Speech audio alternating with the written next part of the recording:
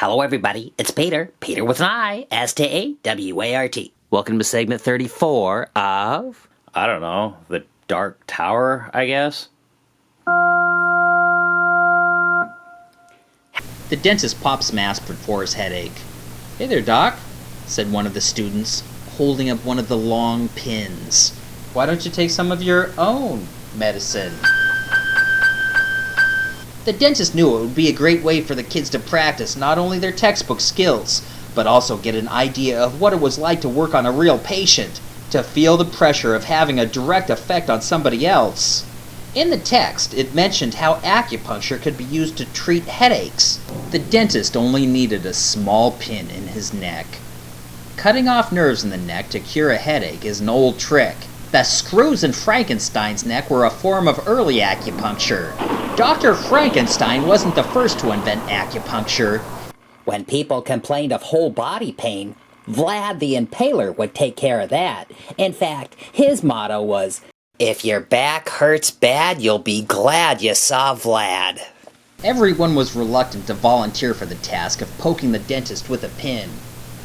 Finally, Frank, who knew what he was doing, stood forth. The pin was sterilized and ready to go. Frank could visualize the picture in the textbook perfectly. The dentist tried to look cool and relaxed. He tried to play it off like he was allowing it to be done on him as an act of heroism, to let his students learn. But in reality, he was getting desperate to have his headache gone. He was ready to cut his own head off.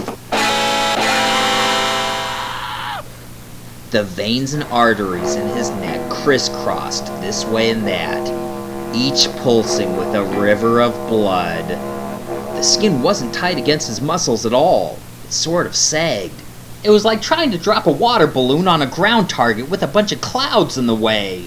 Frank realized how very shaky his hand was, and how inept his fingers were.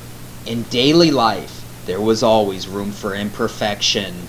If he used poor grammar, it didn't matter. If he did a California stop past a stop sign, or forgot to signal when he was changing lanes, it didn't matter. But this did. There were 100 wrong places in the area of skin he was looking at, but only one right one. Frank was confident he could narrow it down to 10 right places. He picked one. It took some pressure for the pin to penetrate. It went down into the skin and into the flesh. Frank took his hand away, and the pin stayed where it was, completely embedded. He stood up and let out a breath. "There," he said, and everyone smiled and exhaled a sigh of relief. The dentist laid on the table with a peaceful, placid look on his face, before his eyes opened wide and he screamed at the top of his lungs! He jumped up, screaming and yelling with the pin jabbed in his neck like a stake! The students tried to hold him down, but the pain was so intense that the dentist couldn't be held still. He yelled and swore all sorts of obscenities. He took Frank by the neck and punched him in the face! The punch didn't knock him out. On the contrary, it was like flipping a switch to on. Acting on instinct, Frank wrapped his arms around the dentist's torso, pulled backwards, and flipped his body in a half Nelson, sending the dentist flying into a rolling tray full of test tubes. A few of the students tried to hold the dentist back, but now Frank was beating up all the other students indiscriminately.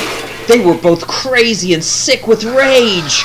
The dentist clawed at the faces of the students in his way, leaving red fingernail scratches on their foreheads and cheeks. He took Eddie over his head and threw him at Frank. It was like Frankenstein met the Wolfman. Both of them had gone berserk. Frank was preoccupied with Terrence, who tried to control him. He took Terrence and threw him through the window. Pellets of glass showered the ground as Terrence hit the asphalt and rolled. The loud noise of breaking glass seemed to shock everyone back to their senses. They all quietly approached the window frame and looked out. Terrence laid on the ground moaning, but at least he was still alive. Frank had already killed one guy in the past year. He didn't want to turn it into a habit. They all went outside, and by the time the class reached him, Terrence was standing up, picking a few fragments of glass out of his elbow. Both the dentist and Frank apologized to everyone, and they had a good laugh over it. One of the students pulled a pin out of the dentist's neck, as if it were a piece of lint on his shirt, and everyone laughed, and everyone laughed some more. What a day.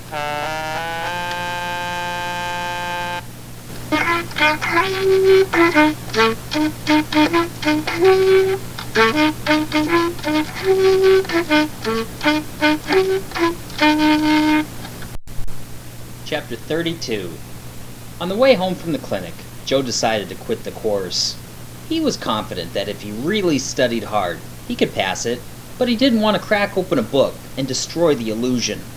He knew he needed to be something. He toyed with the idea of becoming a superhero.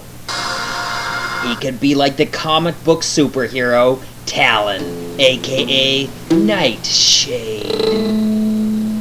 He could ride around on his orange 10-speed with his flowing black trench coat waving in the wind behind him, wearing silver-coated pilot sunglasses, and fighting against evil wherever it showed its dirty face.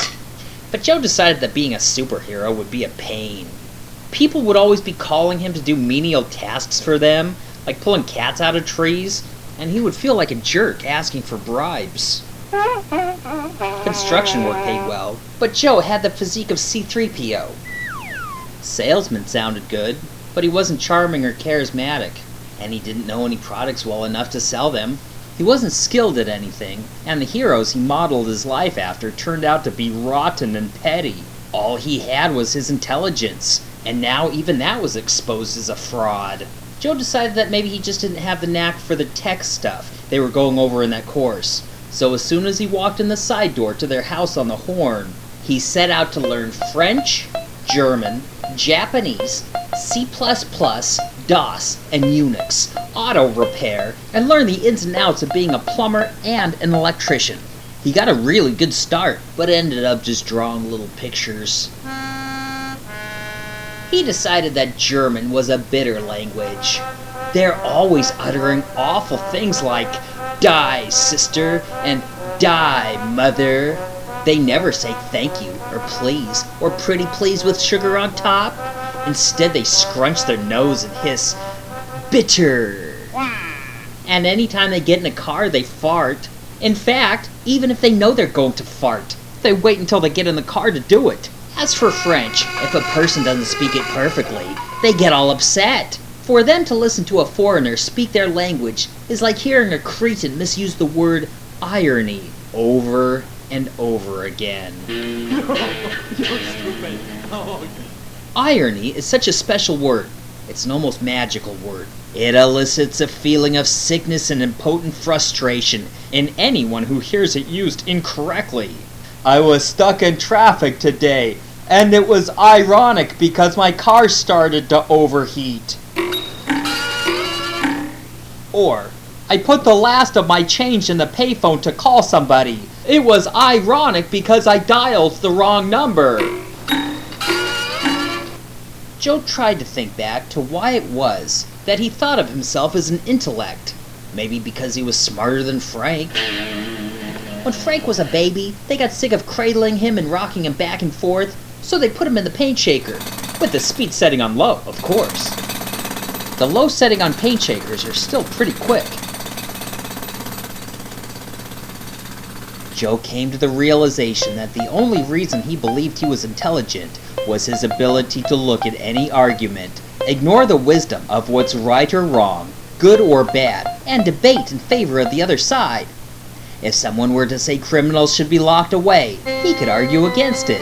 If someone were to say that kids shouldn't smoke crack, he could come up with a list of reasons why they should be able to. Joe had the gift of being unbiased with the ability to overlook detrimental effects on society.